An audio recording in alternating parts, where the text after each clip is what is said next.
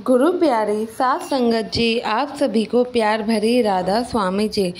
संगत जी, वैसे तो बाबा जी कहते हैं जो होना है वह होकर ही रहता है, लेकिन हम लोग ही पूजा पाठ और पता नहीं किन वहमों में पड़े रहते हैं। सत्संग तो ज़रूर जाते हैं और सत्संग भी सुनते हैं, लेकिन हमारे मन से फिर भी वहम ख़त्म नहीं होता।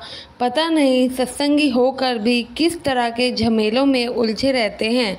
साथ संगत जी, आज की यह घटना भी कुछ इसी प्रकार है।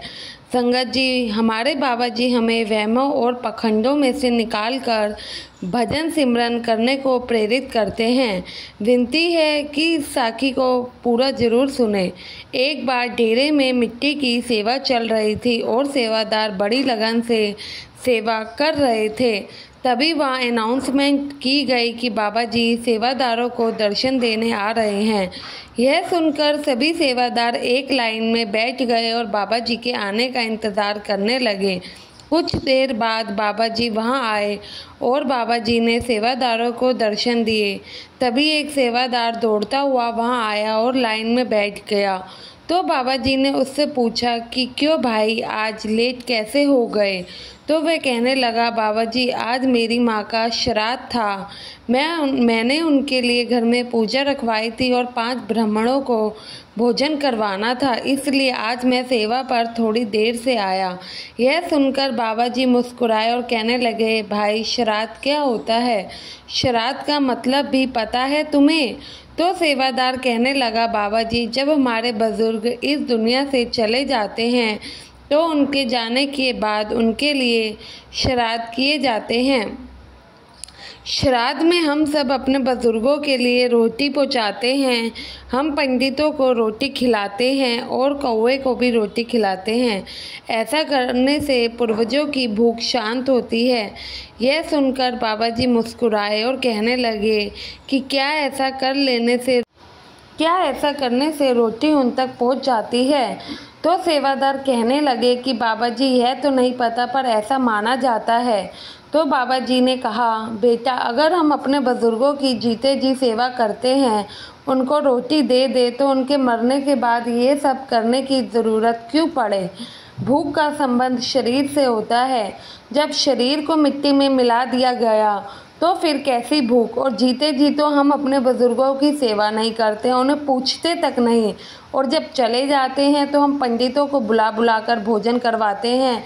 ये बात ठीक है कि किसी को भोजन करवाना बिल्कुल गलत बात नहीं, पुण्य का ही काम है, लेकिन इस सोच के साथ भोजन करवाना कि ये पंडित या कौवा खाएगा या फिर कोई और जानवर खाएगा तो यह हमारे बुजुर्गों तक पहुँचेगा, यह सोच बिल्कुल गलत है। यह सिर्फ पाखंड के अलावा और कुछ भी नहीं। तो सेवादार कहने लगा, बाबा जी क्या करें, ये तो रीत है, सदियों से चली आ रही है, हम तो बस उसको फॉलो कर रहे हैं।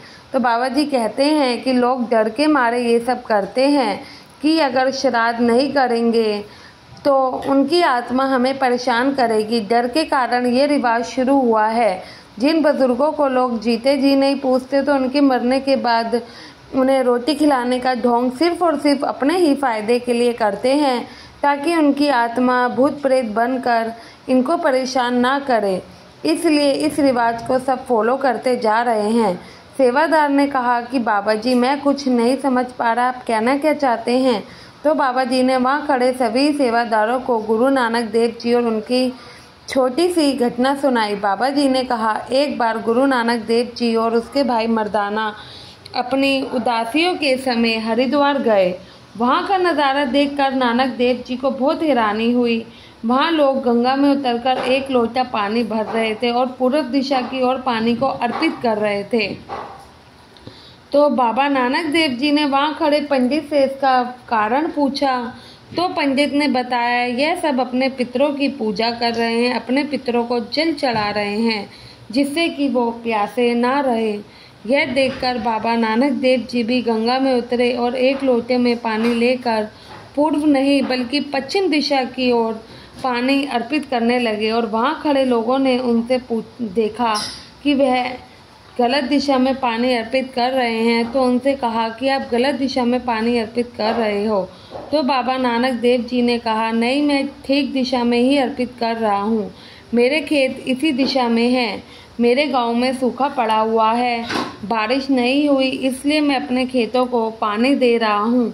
यह देखकर वहाँ खड़े लोग हंसने लगे और कहने लगे, कैसे पागलों जैसी बातें कर रहे हो, क्या ऐसा करने से खेतों तक पानी पहुँच जाएगा? तो नानक देव जी ने कहा कि तुम सब भी तो ऐसे करके अपने मरे हुए बुजुर्गों को पानी भेज रहे हो। मेरे खेत तो केवल थोड़ी ही दूरी पर हैं, लेकिन जिन लोगों को तुम पानी दे रहे हो वह तो दुनिया में ही नहीं।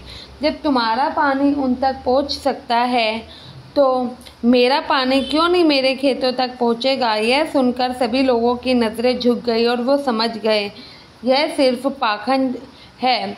इस छोटी सी साखी को सुनने के बाद सेवादार से बाबा जी ने कहा कि जीते जी की गई सेवा से बढ़कर कुछ नहीं होता। अगर हम अपने बुजुर्गों को जीते जी सुख नहीं दे सकते तो उनके चले जाने के बाद यह पाखंड हम किस लिए करते हैं? इसलिए अपने बुजुर्गों को आखिरी सांस तक उनकी सेवा करो, जीते जी उनसे रोटी पानी पूछो। बुजुर्गों के दिल से आशीर्वाद तो जीते जी ही निकलेगा, मरने के बाद कितने भी श्राद्ध कर लो कुछ हासिल नहीं होगा। साथ संगत जी, हम लोग बाबा जी के कितने ही सत्संग सुन ले, फिर भी हमें ये छोटी सी बात समझ नहीं आती। हम पाखंड में फंसे रहते हैं। सत्संग में तो हम हाँ में सर हिलाते हैं, लेकिन जैसे ही घर पहुंचते हैं तो इन्हीं वहमों में उलझ जाते हैं कि आज मंगलवार है या फिर वीरवार है। साथ संगत जी, जब हम एक पूर्ण गुरु की शरण ले तो हमें भजन सिमरन को सबसे ऊपर रखना चाहिए, फालतू के वहमों में हमें नहीं पड़ना चाहिए।